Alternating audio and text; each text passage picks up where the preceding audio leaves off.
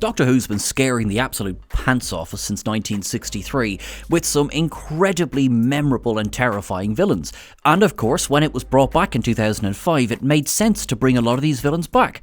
So, which ones didn't grow old gracefully? With that in mind, I'm Sean Ferrick for Who Culture, and here are 8 Doctor Who villains not improved in the reboot. Number 8. The Nestene Consciousness. This entry comes down to, unfortunately, the revived Doctor Who attempting to run before it could walk.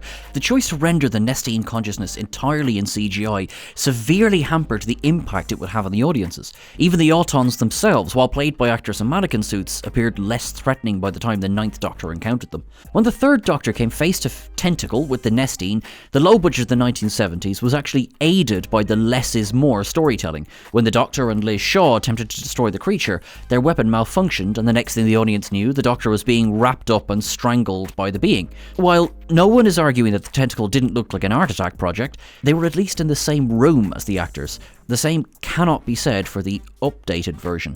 In Rose, the Nestene hiding under London is a huge CGI mess. It was designed to resemble something like lava, though it never truly hits the mark. However, to be fair, this was the very first episode of the new series, so we won't judge them too harshly.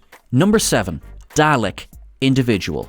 Now, I can hear the typing, just bear with me, okay?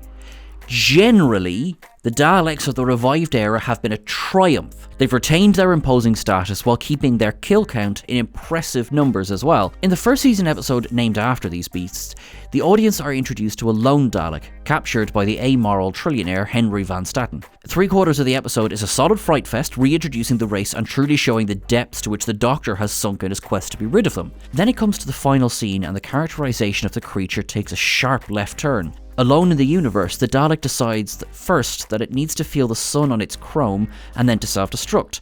It's a little baffling that the Dalek, a member of a race whose sole purpose is to purify the universe, decides to end its own existence rather than continuing its mission. The audience has seen lone Daleks before and since carry on this work, so this Dalek was definitely a bit of a blip on the radar. I await the coming of the comments like the dawn. Number 6. Emperor of the Daleks. The Emperor of the Daleks, who appeared in Bad Wolf and The Parting of the Ways, was, unfortunately, a bit of an underwhelming big bad to the first season. While the design is definitely impressive, there's no reason for this Dalek to be, other than for Rose and the Doctor to have something to react against.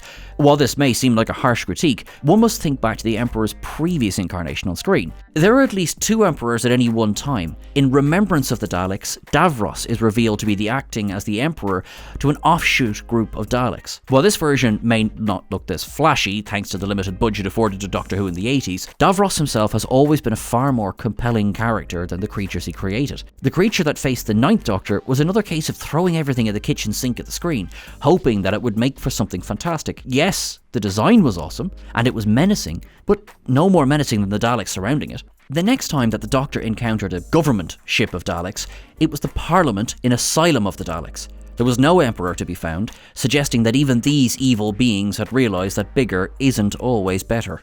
Number 5. The Great Intelligence. The Great Intelligence is a somewhat abstract idea, both corporeal and not, so its more frequent use during the 11th Doctor's era should have been a home run. While The Snowmen, The Bells of St. John and The Name of the Doctor are all solid episodes, the Great Intelligence truly comes across as a bit of a weakling.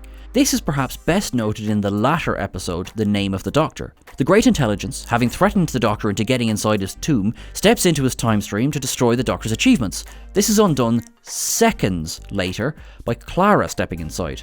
Where was the foresight here? This was a bafflingly silly plan to enact. Compare this to the long game that the Great Intelligence played in the classic era. First, it possessed the Tibetan Lama Padmasambhava and forced him to build a robotic yeti over hundreds of years. Then it spun a web throughout space that forced the 2nd Doctor of the TARDIS to land in London, where it was busy reanimating the corpses of fallen unit soldiers. The Great Intelligence has a more physical and direct threatening nature here. The idea for the GI to become Wi-Fi was incredibly interesting, yet the execution, unfortunately, didn't pay off. Number 4. The Time Lords. To be very clear, no one is about to say that Timothy Dalton wasn't spectacular as Rassilon in The End of Time Parts 1 and 2, and with the greatest of respect to Donald Sumter, this has yet to be surpassed. However, there is a simple fact that is hard to ignore in the revival of Doctor Who. These Time Lords are idiots.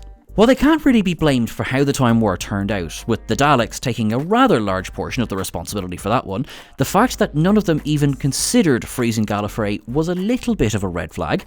Then, of course, there was their return, which itself was stilted. Why did they decide to lock the Doctor in a confession dial rather than simply asking him about the hybrid? Then, of course, there is the fact that they were all destroyed with ease by the Master. It took a billion Daleks to almost break their defences before, yet the Master does it overnight.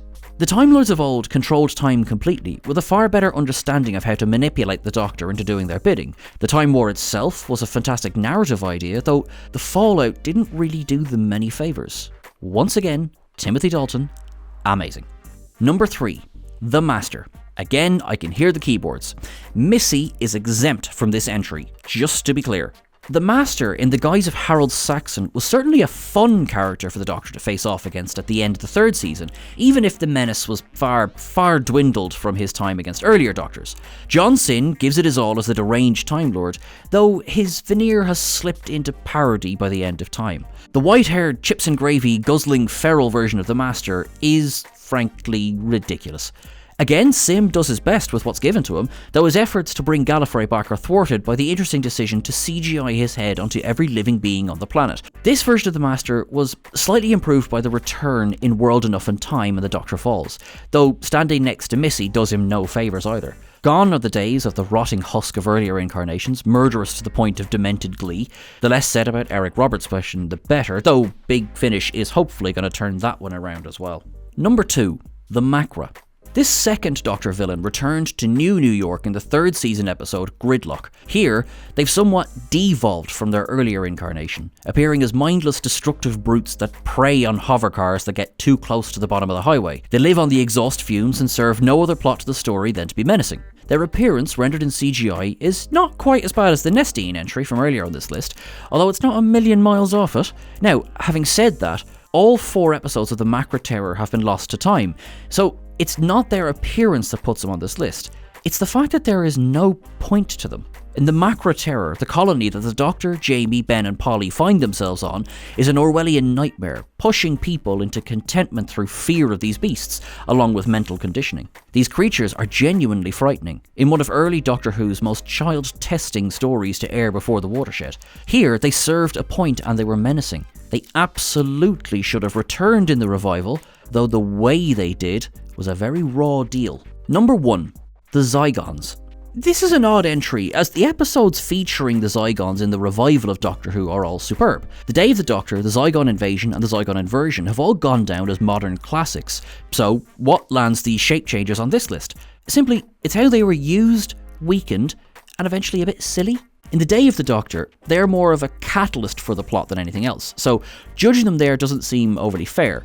In the Night Series 2-parter that features them, they are all suddenly desperate to be humanised to the point where they are no longer truly alien. Now, that as a theme is no issue at all, frankly it's a big part of Doctor Who overall. However, the Zygons were a massively fun villain in the classic series.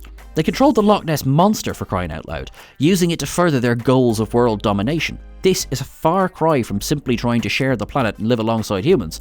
They could have been any old alien in the revival, as opposed to a shape-changing villain who could have inspired true paranoia and terror. Now, if you agree with this list or if you disagree with this list, let us know in the comments below. Please don't forget to like, share and subscribe, and remember that you can catch us over on Twitter at WhoCulture. You can catch myself at Sean Ferrick on Twitter as well. Have yourself a good one, and keep things wibbly wobbly. Thanks, guys.